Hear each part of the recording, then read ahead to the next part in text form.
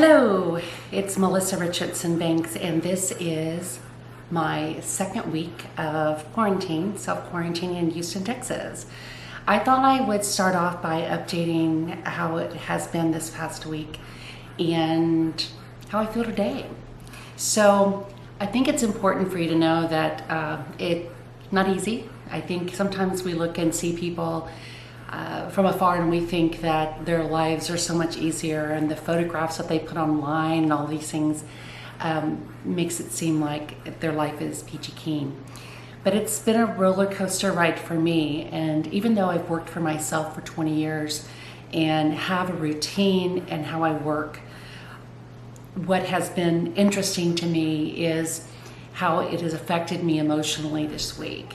And it's for a variety of reasons. Certainly there is this fear, a fear of my mother getting sick.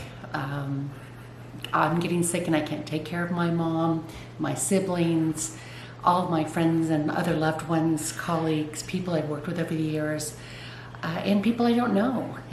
It's a very frightening time for all of us. So I found that by putting together a schedule that I pretty much adhered to before. I mean, today I actually put together something that was pretty funny. It was one of those whiteboards that, that is on your refrigerator, sometimes for your grocery list. And for me, I put up there, wake up, meditate, write in my journal,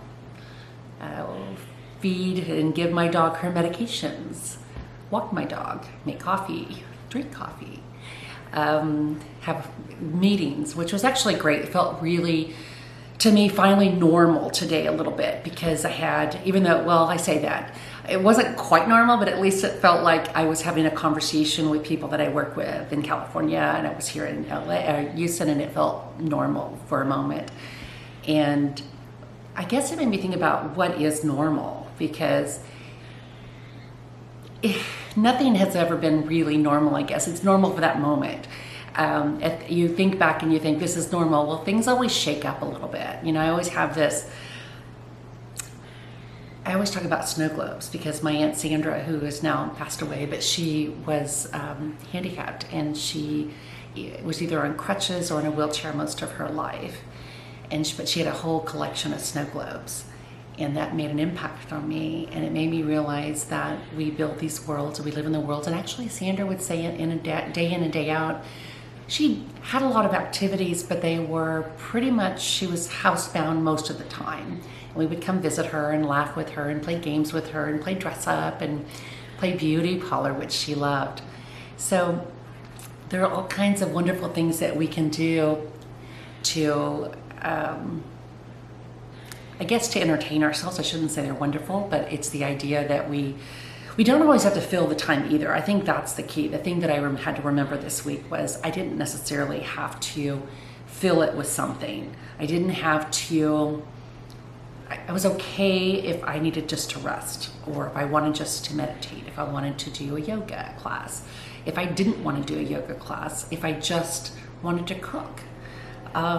So I think there are no should-dos during this time.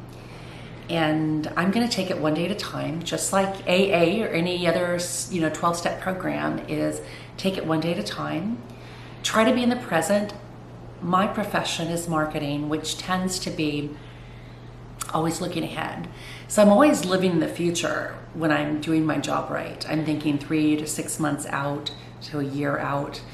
And it's hard to be present, and that can cause some anxiety. So one of the good things that has come out from this for me is being more mindful and being more in the present and thinking about what I can do at this moment or not. And I feel better. I think this earth will be better. I obviously am just devastated when I think about the people who are ill and who have actually died. It's a travesty. It's such a tragic situation. I can't even imagine it. In fact, if I sat here and just imagined it, I would be depressed and crying and not moving. But I'm alive. I can do something. I can help someone, I can help myself, I can help my mother. There are things that I can do to have a productive, full life right now. I can support people who are in office that are going to make the right decisions for our country, for our world. I can do so much. So I'm trying to focus on what I can do. A few years ago, I was diagnosed with an autoimmune disease. It made me realize that all of the things that you're supposed to do would actually make it better, which is, you try, eat well, exercise, meditate, sleep well, limit your alcohol and other, lovely things that can be abusive for you.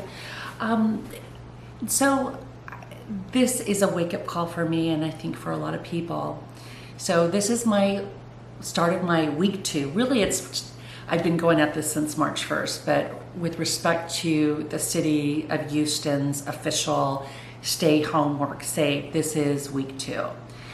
And that's it. So I hope you're well. Peace out. I don't know how to turn it off now.